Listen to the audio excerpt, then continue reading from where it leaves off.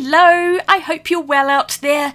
In my most recent art store tour, Arthouse Direct gave me a bag full of free samples, and I thought I'd take a look at everything with you today, so let's get into it, shall we? I'll pull everything out of the bag first, and then we'll go through it all one by one, but you can see there's quite a lot of stuff in here, and I'm always so excited to look at mystery supplies. My husband Nick was with me when I filmed the tour, and he bought me this brush. That's so kind of him. It's one of those Jack Richardson grey matters in a number 8. It's got a lovely point on it, and I'm really excited to use this. This is a watercolour brush. They also have brushes for oil paints and acrylics. Very tempting to get a whole bunch of them, I could tell you. But this is the first sample that I received. Some chameleon fine liner pens. I've never seen these before. I know about the other chameleon markers, and I do have some. I even filmed a video a long time ago on those, but I'd never seen the fine liners, and I was wondering, do these change colours as well? Fortunately, there's a little booklet which answers that question, although I didn't actually think to look at that for a while, so we'll be coming back to that to answer the question very soon. But here's what the fine liner looks like. A fairly standard looking pen with the colour code on the side and chameleon changing colour on the barrel. But I was wondering to myself, how does it change colour? It looks like a regular fine liner pen to me. It's got a nice point on it. But since I still had no clue what was so special about these pens, I decided it was finally time to read the instruction manual. Who would have thought? Anyway, eventually I'll get this thing open, but it says ideal for writing, colouring, doodling, journals and planners. It's a 0.3mm nib. Then it says use like an ordinary fine liner or switch the caps to blend the colour and do multiple colour blends. So that's where the magic comes in, the cap. And here's some further instructions, holding it in the cap for a little while, but don't do it for longer than 30 seconds apparently, because it will flood the pen. You could just see this turning into a disaster. That's the thing with the chameleon pens in general. I really love the concept, but the practical use of them is not as good because it takes forever for colours to blend together. So inside that cap somewhere is what I presume is a little ink pad in the same colour, and I'll show you how they work a bit later, but I'm just going to continue opening everything. So next up are these Cretacolor pastel pencils in primary colours, with beautifully sharpened points there, and you know I'm just going to ruin those by the end of the video. Cadmium yellow, permanent red dark, and ultramarine. I'll try those out in a little while as well. But now we'll get to all of the paper, starting off with a rather large stack of Clairefontaine samples with a variety of different papers that they have in their range. So the Fontaine here is 100% cotton, 300 GSM. Then there's this much thinner pastel paper. The Etaval is, I think, their cellulose version of the Fontaine.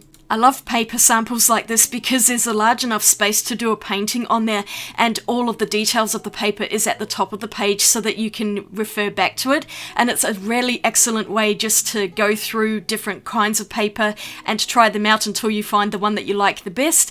It's worth asking at your local store if they have any free samples, and also you can write to some paper companies and they will send out a sample pack too. There's more of this Fontaine paper, which is great because it's the one I would totally use the most anyway, being the 100% cotton. And you've probably seen by some of the others that there are mixes of cotton and cellulose and also different weights. So this one is 200 GSM and there was another one which was 300 a bit earlier on. 200's okay, but I find it still warps quite a lot, so I tend to prefer the 300 GSM paper.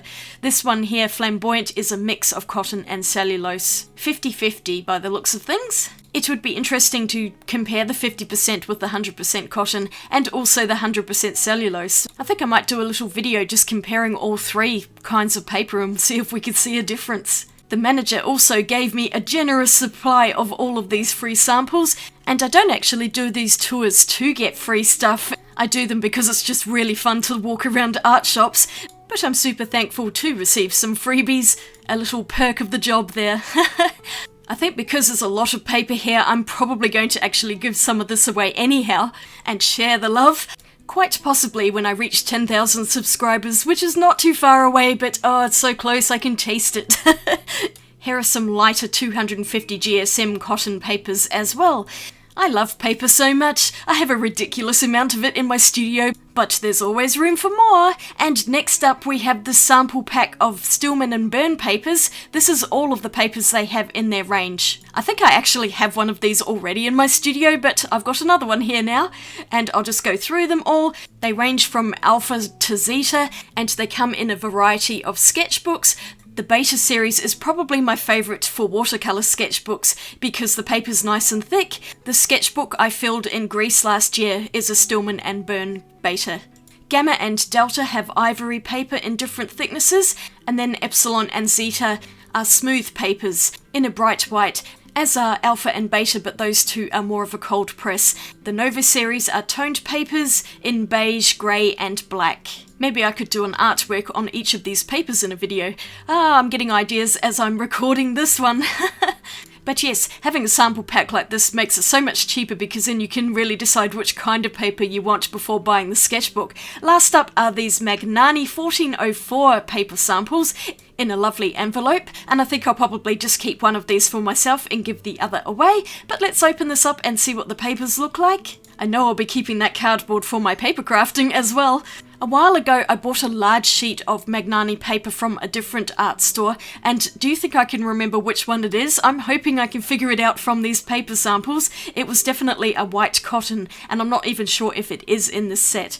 But once again, all of the details are on each piece of paper, including the grain thickness and whether it's made of cellulose and cotton, I think, which is at the bottom there, and I'm not showing it on the camera. Really brilliant, Becky. But it looks like they have a whole range of wonderful fine art papers, from thinner ones to much thicker ones like this here. I have a feeling it might have been the Art Moderna that I picked up. I don't know. There's even a 400 GSM one here, so that's super thick. And that's 100% cotton. I'm really interested to paint on that one. I thought this was a sketchbook to begin with, but no, it's actually a catalogue featuring all of the products by Clairefontaine, and there's a lot. Far more than I ever actually knew existed, so that's quite interesting. I was just flipping through this quite quickly because I have a few more items to show you as well, but yeah, there's loads of stuff in here. I'd love to hear in the comments if Clairefontaine is a common product for you wherever it is you live in the world. It seems to be becoming a more prevalent brand within Australia. I've noticed maybe in the last few years. But it was only a couple of years ago that I'd ever even heard of this brand, so yeah, it's good to find out some new things from them. This next item is an entire pad of paper by Clairefontaine. This is the paint-on multimedia paper that they have, or mixed media. It looks really nice. The paper's thick, 250 GSM. It's a nice bright white, and it has just a little bit of texture, not too much, so I can see a lot of different media being used on this, as it shows on the cover there. And last up is probably the most expensive item, an entire pad of Clairefontaine Fontaine cotton paper, and I'm so excited about this. It just looks beautiful. It has a lovely cold press texture there, which hopefully you can see on the camera. The paper's lovely and thick at 300 GSM, and I'm really excited to use this book. And there are 12 sheets of paper, so it's not huge, but it's a decent size. I thought I'd swatch everything out on some of this Clairefontaine multimedia paper, starting off with these 3 Cretacolor pastel pencils. I don't know why I didn't do bigger swatches. They're tiny and really hard to see on the camera, sorry about that.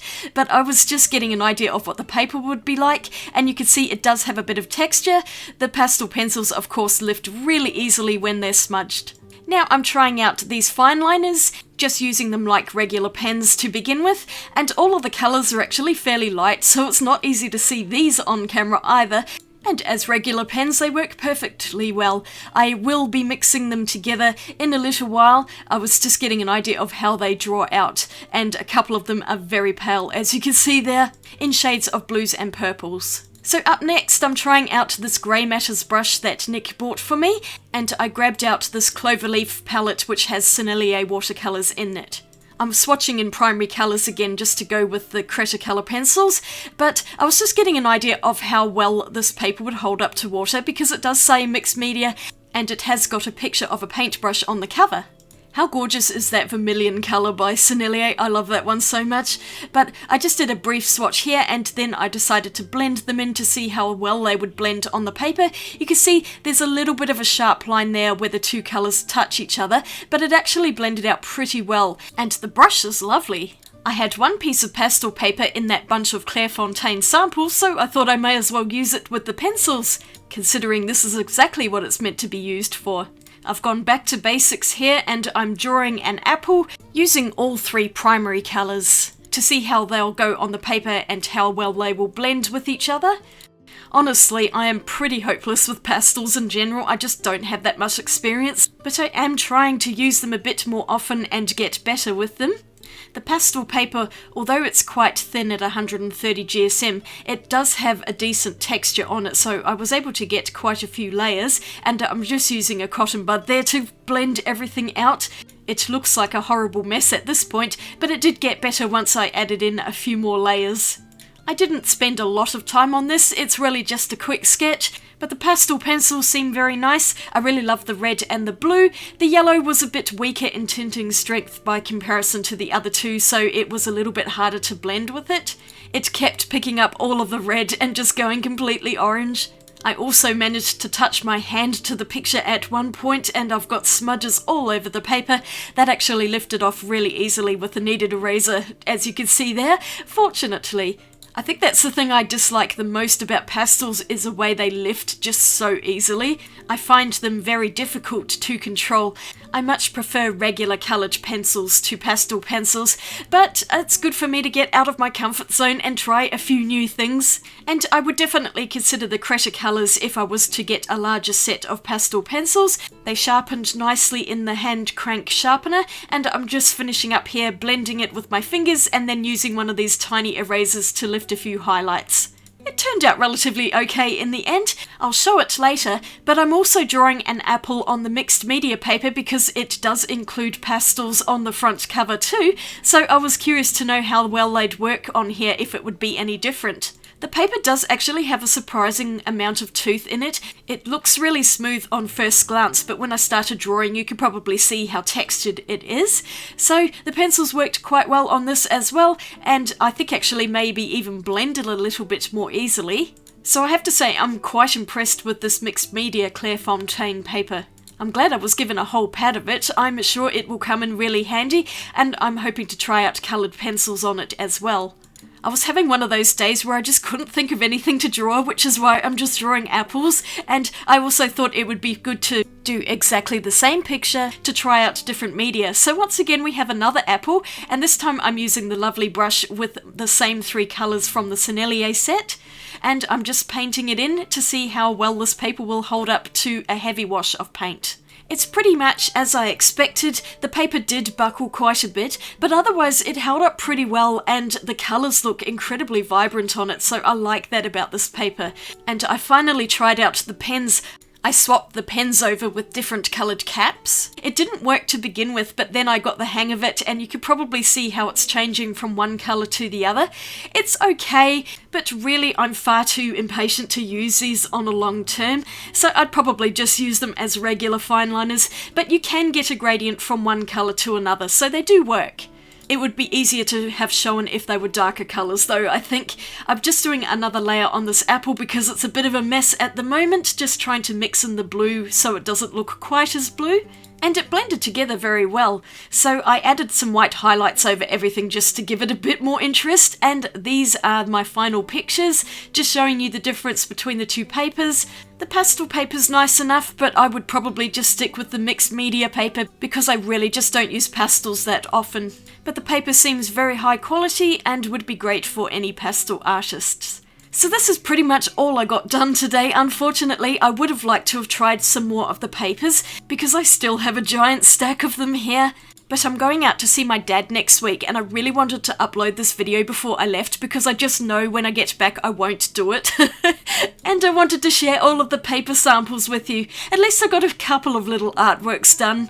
And I'm sure that I will make some more videos in the future, maybe using some more of those samples just so we can see some of the other papers. Let me know in the comments if any of the papers really stood out to you and you would like to see those first. I also need to figure out which ones I'm going to give away. But I'm keeping this mixed media paper because I really like it. I think it's great. You can see it has warped a bit with the watercolours and the watermark does sort of show through the paper, you can see there. but otherwise there's no bleed through or ghosting, so I'm happy with that. The paper is really nice. All of the pencil and pen samples worked well. I don't think I would go out of my way to buy more of the chameleon markers just because they're not really useful for me, but I do love this brush. It's absolutely lovely and I wouldn't mind getting a few in different sizes. Maybe some for oil painting, those would be wonderful. Thank you to Nick for buying it for me. The Cretacolor pencils are really good too. They're not looking quite as pristine as when I first had them, and you can see I have sharpened them. But I just want to thank Arthouse Direct for giving me a whole bunch of samples to try out. I'm so excited to try these papers. I really wish it could have been today, but I just ran out of time. But never mind, we've got plenty more videos to do in the future. I think I'm going to test out this watercolor pad with a bunch of other pads that I have in my collection that I still have not tried, so that will be a future video for sure. Thank you so much for watching. I hope you enjoyed seeing all of these samples and me swatching out some of them. I've got plenty more videos to make in the future, and I'm sure I'll come up with some more ideas for paintings. So if you enjoyed this video, I'd really appreciate a thumbs up, and you might like to subscribe for future videos. Here's the Arthouse Direct tour I just did, and a video using chameleon marker pens. Have a wonderful day, and I'll see you all again in my next video. Swatch you later. Bye!